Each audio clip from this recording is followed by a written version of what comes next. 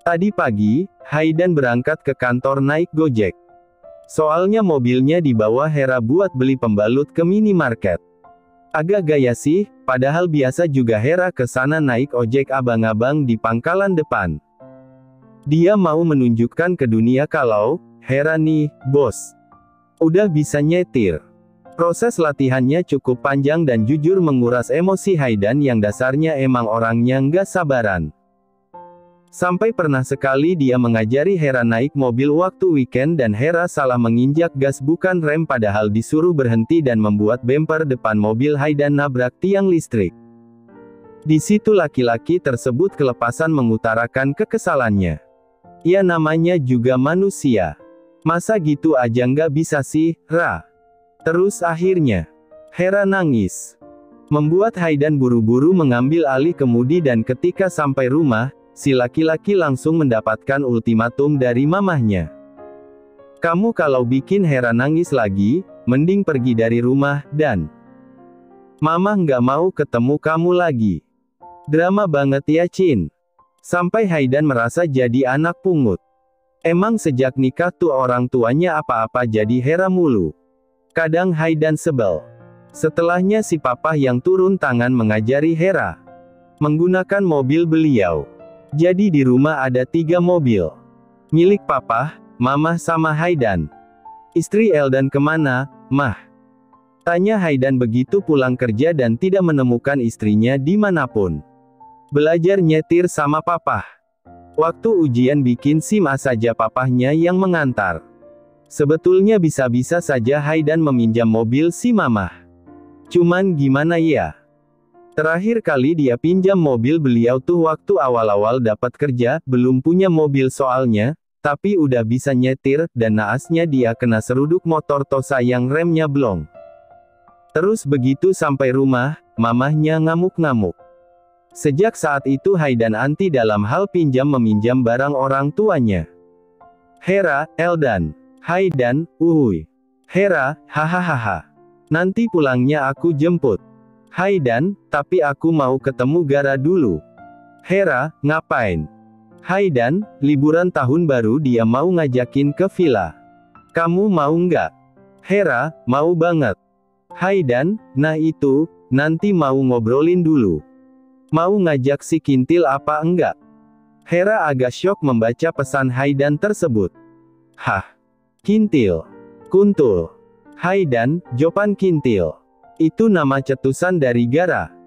Hera, jahat banget, kenapa nggak diajak aja wajah sedih kenapa mesti dipertimbangkan dulu? Haidan, mau sih. Tapi kasihan, Ra. Aku sama Gara tidur meluk istri masing-masing. Jopan mau meluk apa? Hera, ngajak olah. Haidan, kumpul kebo. Nanti kita kena grebek. Awalnya semua masih berjalan normal. Hera mengendarai mobilnya santai sambil menyetel lagunya Mbak Niki yang judulnya Loki biar kesannya nyantui gitu. Soalnya pulang kerja kan jalanan macet ya. Baru jalan sedikit langsung rem. Jadinya kaki Hera mesti stay dipijakan rem terus, soalnya kadang kakinya digeser ke samping. Us in a king size, keep it a secret. Idan. Apa? Maafin. Lebaran masih lama nggak sih? Minta maaf kenapa gitu, Yang? Tadinya Haidan mau yang gantian nyetir. Tapi Hera melarangnya. Biar dia saja katanya. Aku menstruasi, cicit Hera. Membuat Haidan yang sejak tadi mengusap bibir bawahnya dengan jari telunjuk sambil sesekali melirik ke arah istrinya yang jadi keren dan cool abis waktu lagi nyetir, pun terdiam. Kok minta maaf? Perempuan wajar kan datang bulan? Ish, bukan itu maksudnya. Haidan terkekeh lalu mengusap kepala Hera pelan dengan telapak tangan kanannya. Aku mau jawab nggak apa-apa tapi sebenarnya bukan tempat kamu buat minta maaf. You don't have to feel guilty at all. Di awal juga kita nggak pingin banget segera punya anak kan. Lagian, Ra. Berdua sama kamu aja aku udah bahagia. Ih gombal. Hera melepas tangan kirinya dari setir dan menabok lengan Haidan. Mobil sudah mulai berjalan lagi. Serius. Hera berdeci dan menoleh ke arah suaminya. Tiba-tiba background suara musik ala-ala drama Korea terdengar. Jadinya mereka saling bertatapan dalam tempo yang lambat. Lagu tersebut bukan halusinasi belaka melainkan terdengar dari radio mobil. Lagu Stay With Me. Kurang drakor apa coba tuh? Intronya aja udah kerasa agak anjay gurinjay anjay.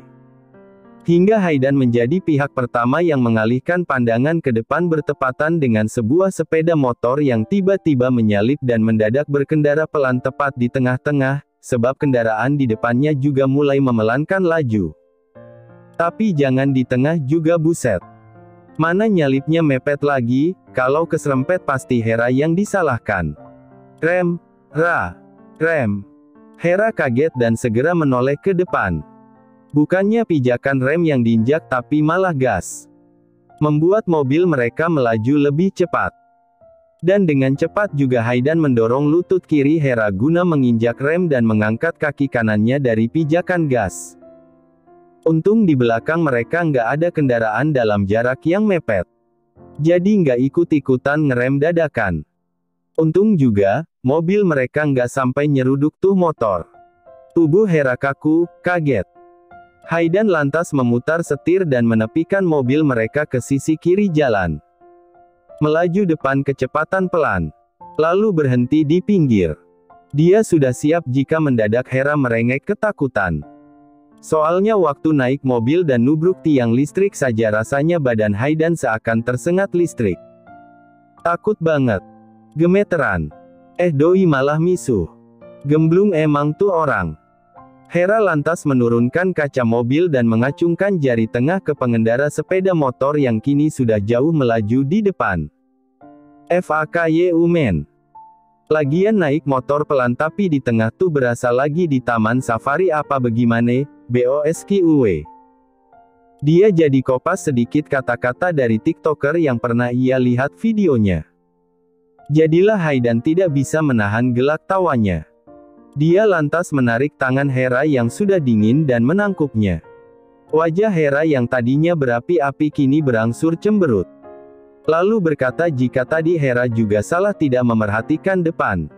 Salah aku juga sih, Ra. Terlalu ganteng. Jadi kamu susah ngalihin pandangan, ucap si laki-laki dengan percaya dirinya. Idan, panggil Hera setelah mereka diam sejenak. Kamu aja yang nyetir. Oke, kamu pindah sini. Haydan sudah akan keluar dari mobil dan berniat ganti posisi ke kursi kemudi. Namun Hera menahannya. Kamu yang nyetir. Terus aku di pangku. Haydan tergugu. Dia lantas menggaruk pelipisnya. Ra, di depan ada hotel. Mau check-in nggak? Kan aku lagi datang bulan. Iya, aku lupa. Tapi kalau Eldan nggak tahan, ayo. Masih ada 2 tangan sama mulut. Nagara, bangkelah. Haydan, sorry. Nagara, gue udah nunggu 1 jam nih di sini. Haydan, pulang, Gar.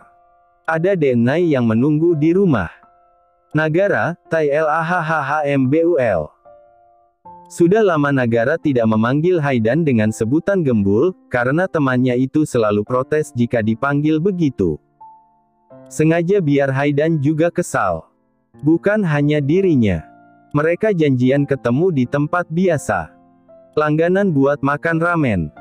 Untung Nagara belum pesan makanan, baru minuman untuk dirinya sendiri. Alhasil kini ia meminum kopi latte miliknya dengan muka bete. Karena Haydan tiba-tiba tidak bisa datang. Ada urusan mendadak katanya. Red, paling urusan nafsu, batin Nagara. Sibuk menunduk dan mengaduk minumannya. Seseorang tiba-tiba menarik kursi di depannya. Hingga menimbulkan suara berderit. Membuat Nagara mendonggak dan rahangnya mengetat melihat wajah orang di depannya. Jeffrey. Hai, sapa Jeffrey dengan seringai di wajahnya. Dia memakai pakaian serba hitam, tidak lupa topi yang tempo hari ia kenakan juga. Abis ngelayat kemana? Tanya Nagara sarkas. Jeffrey terkekeh. Dia lantas mengangkat tangan memanggil pelayan dan memesan makanan juga minuman. Bayarin ya, Pak. Gue kan udah miskin sekarang. Udah mau mati lagi, ucapnya tanpa menggunakan panggilan formal seolah mereka merupakan teman seumuran dan akrab. Jeffrey tertawa hampa. Sorot matanya juga kosong. Sangat menyedihkan. Dia lalu berdehem pelan. Karena umur gue udah nggak panjang. Gue kena liver, in case lo penasaran. Kayaknya kebanyakan minum alkohol sama ngerokok. Gue pingin berbuat baik, biar dosa gue nggak numpuk-numpuk amat. Nagara mengeluarkan 2 lembar uang berwarna merah ke atas meja. Dan segera beranjak. Muak mendengar ocehan Jeffrey lebih lanjut. Yang ditinggalkan hanya bersandar santai pada kursinya lalu bersiul. Masih sombong kayak dulu. Tapi lo mesti dengerin omongan gue yang ini. Davina balik, dia berniat hancurin kalian dengan cara apapun. Nagara berdecih. Dia sudah berdiri dan kini memasukkan kedua tangannya ke dalam saku celana. Memandang Jeffrey remeh. Kamu pikir saya bakal percaya sama omongan kamu? Jeffrey mengangkat kedua tangannya ke udara. Seperti seorang buronan yang tertangkap basah. Wajahnya menunjukkan ekspresi santai. Terserah lo. Kanaya abis mandi dan keluar hanya mengenakan handuk dengan ukuran minim. Di mana pahanya masih terekspos banyak. Tadi sewaktu pulang, Nagara masuk dengan raut wajah membel kemudian bercerita kepada Kanaya kalau ia abis kena tipu Haidan. Kanaya tidak bisa menahan gelak tawanya apalagi melihat raut wajah suaminya. Alhasil dia ketawa nggak terkendali. Dan berakhir dengan pipis di celana saking ngakaknya. Abis itu karena malu dia segera ke kamar mandi. Nay, mau kemana? Mandi. Ke sorean dong, ai. Dari pagi belum mandi. Tadi siang udah. Terus kenapa mau mandi lagi? Nggak apa-apa. Nagara yang tidak paham dengan pemikiran Kanaya hanya bisa pasrah dan dia mandi di bawah. Waktu masuk ke kamar, Kanaya masih di dalam. Jadilah Nagara rebahan di kasur sambil main HP. Waktu istrinya keluar, barulah Nagara mendonggak. Dia masih menimbang sekiranya perlu bercerita kepada Kanaya atau tidak soal pertemuannya dengan Jeffrey. Yang sebetulnya nggak penting-penting amat. Paling Jeffrey hanya mencari masalah saja. Mas Nana, putar badan. Emang kenapa? Aku mau ganti baju. Ya, tinggal ganti. Laga kamu kayak aku nggak pernah lihat badan kamu sama sekali sebelumnya. Pokoknya jangan lihat.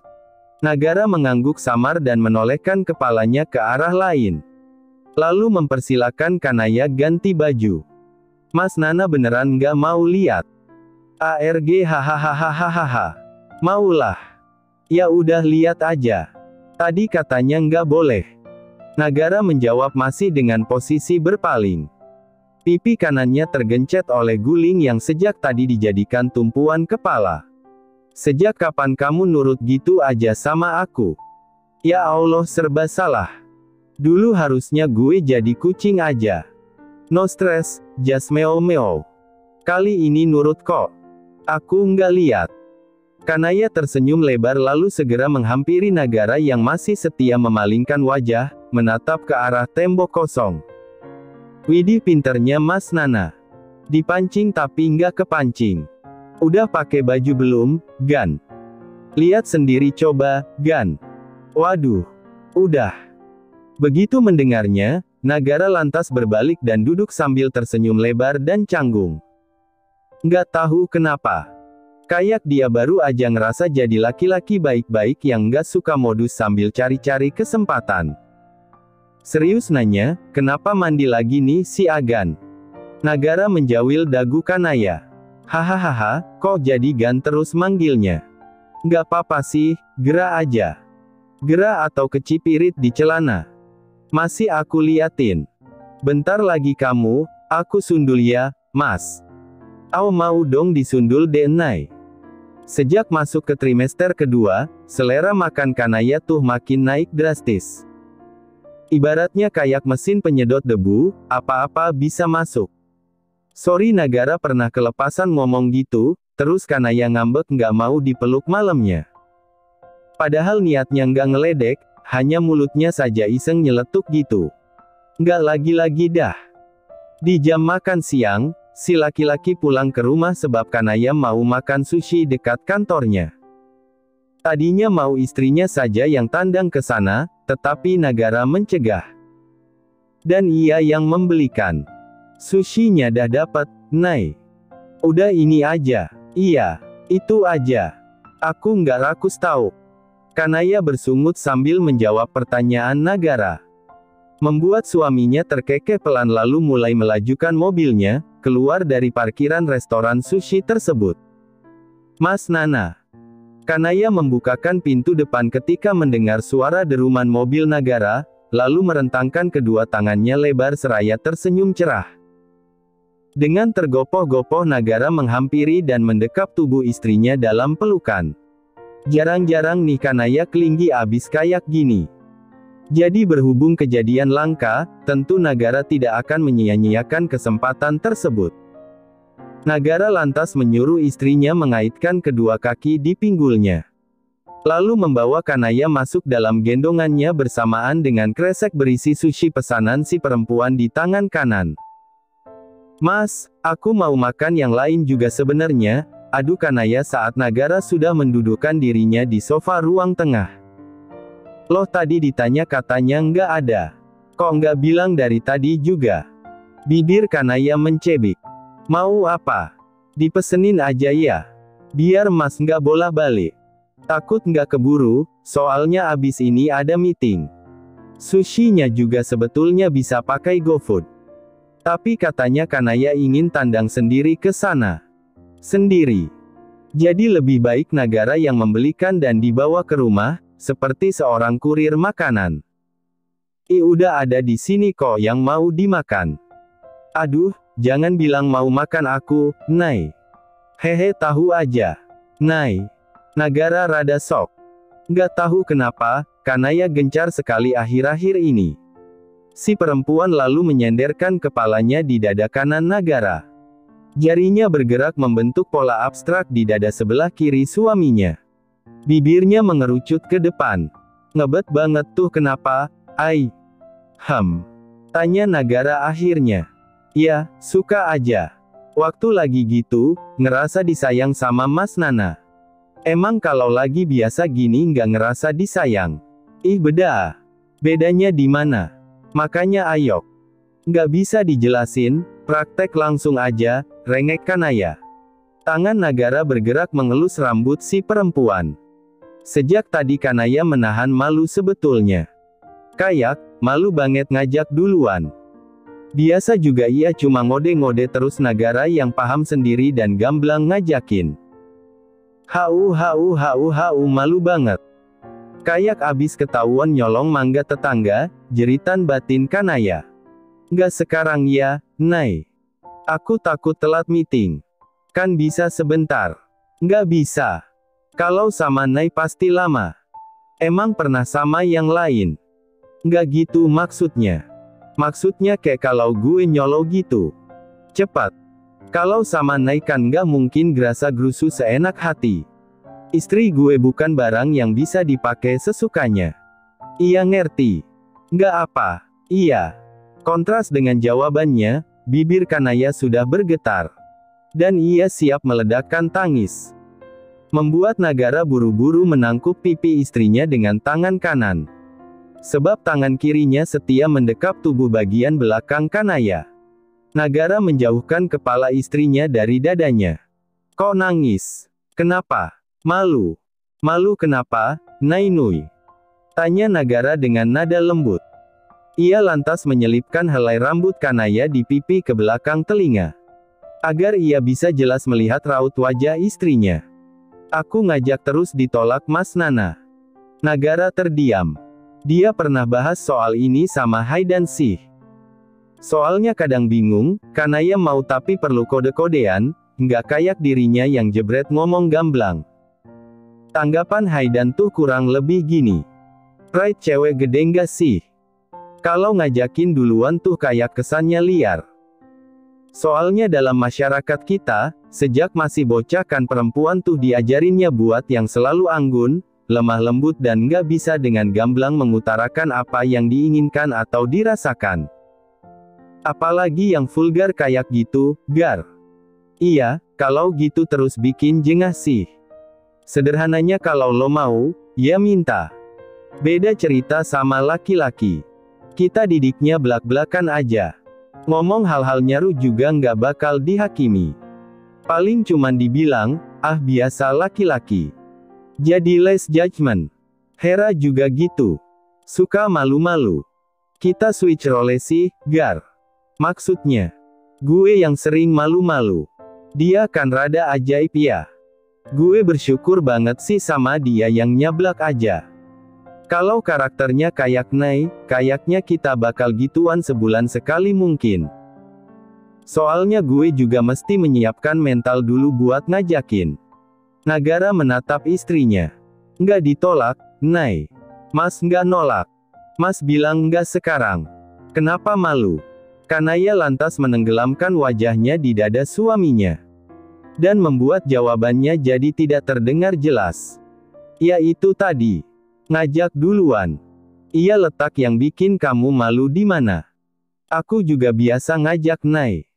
Malah selalu aku teruskan. Nay biasa kode-kode. Takut ditolak. Malu. Mas Nana kenapa nggak ngerti-ngerti? Bener kata Haidan. Buat masalah ginian pride perempuan tinggi. Apalagi kalau ditolak. Kalau cowok paling nyes bentar. Abis itu udah.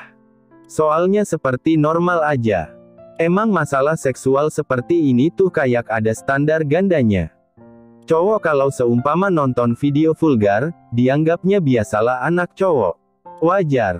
Kalau giliran cewek, dianggapnya cewek nggak benar. Cewek nakal. Nagara menghela napas. Ia hendak menjauhkan wajah Kanaya dari dadanya. Namun si perempuan menolak. Jadi dia hanya bisa mengusap lagi rambut Kanaya dengan pelan. Aku nggak akan pernah ngejudge apapun itu yang Nay omongin atau lakuin. Pernah nggak dengar aku nyinyir apalagi masalah kayak gini? Jadi kalau Nay minta duluan, ya nggak apa-apa. Kita punya keinginan, ya kita utarakan. Sampai sini paham? Perlahan Kanaya mengangguk. Good. Lagi pula sebenarnya aku juga suka sih kalau kamu ngajakin duluan. Tapi kalau sekarang waktunya nggak tepat, Nay. Nanti aku pulang. Ajakin lagi ya. ARG hahaha. Sakit. Aduh. Nay kok gigit-gigit PUTWINGDWADA. Ternyata berhubungan dengan Ola tuh rada bikin gedek juga. Sejak peristiwa si perempuan yang menginap di tempatnya, hingga saat ini Jovan dan Ola tidak pernah saling bertukar kabar. Ola bahkan tidak mengirimkan pesan. Jovan pun demikian, soalnya laki-laki itu mikir kesannya ngejar-ngejar banget. Tapi sekarang sudah benar-benar bikin dia belingsatan kayak cacing kepanasan. Apalagi waktu tadi siang, abis pulang dari rumah, Nagara datang ke kantor mengajak Kanaya. Senyumnya seperti lagi ngiklan merek pasta gigi. Mentereng. Terus mata Jovan memicing curiga tatkala ia melihat kemeja bosnya yang sudah diganti. Membuat otaknya seketika memikirkan hal cabul apa yang sudah diperbuat Nagara. Padahal kemeja Nagara ganti karena abis kena gigit-gigit ganas dari Kanaya. Membuat istrinya akhirnya tandang mengambilkan kemeja baru. Anjing, gue jadi kayak cewek aja. Lagi minta kejelasan. Jovan sudah ada di depan perusahaan tempat Ola bekerja. Ia memarkirkan mobilnya di depan Indomart di seberang jalan. Lalu menyeberang dan menunggu si perempuan di dekat pos satpam sambil merokok. Sebab udara malam itu cukup dingin. Malam, soalnya Ola masih jatah lembur. Sekarang sudah akan jam 9 malam. Dia mengetahui tempat Ola bekerja dari Safire. Apakah adiknya itu tahu soal skandal maha dahsyat yang sudah Jovan lakukan? Jawabannya tidak. Orang tuanya juga tidak memberitahu Safire. Tapi adiknya curiga sih, soalnya Jovan minta alamat tempat Ola bekerja. Dikiranya lagi mau PDKT. Jovan tidak mengelak. Dari kejauhan Jovan melihat Ola yang keluar dengan postur tubuh sedikit menunduk dan menghela napas berulang kali. Capek bener kayaknya. Dia masih memerhatikan saja namun rokok di tangannya sudah dimatikan dan dibuang. Tangan kirinya lantas memangku kepala bertumpu pada lutut. Dipikir waktu Ola sudah dekat, perempuan itu akan menyadari keberadaannya. Tahu-tahu jalan terus gitu aja. Padahal lampu pos satpam terang benderang. Membuat Jovan lantas bangkit dari duduknya dan meraih pergelangan tangan si perempuan. Membuat Ola yang sedari tadi berjalan dengan pandangan kosong dan sedikit menunduk, siapa tahu nemu duit 1 miliar mustahil pun tersentak kaget dan menoleh. Sorry mister. I don't know you, ucap Ola sambil melepaskan tangannya dari genggaman Jovan dan mengibaskan tangan di udara. Dia tidak memerhatikan wajah orang di depannya. Matanya rada buram, abis melihat layar komputer berjam-jam lamanya. Dia hanya fokus ke warna rambut Jovan yang sangat mencolok. Bule nyasar apa gimana nih, batin Ola. Mentang-mentang rambut Jovan blondean, dipanggilnya mister. Mister. Ini gue Elah. Lah kok lu? Ngapain di sini? Jemput lo. Terima kasih sudah menonton, guys. Jangan lupa klik like jika kalian menikmati cerita ini, subscribe untuk update konten seru lainnya, dan tinggalkan komentar di bawah tentang apa yang kalian pikirkan atau cerita apa yang ingin kalian dengar selanjutnya. Dukungan kalian sangat berarti. Sampai jumpa di video berikutnya.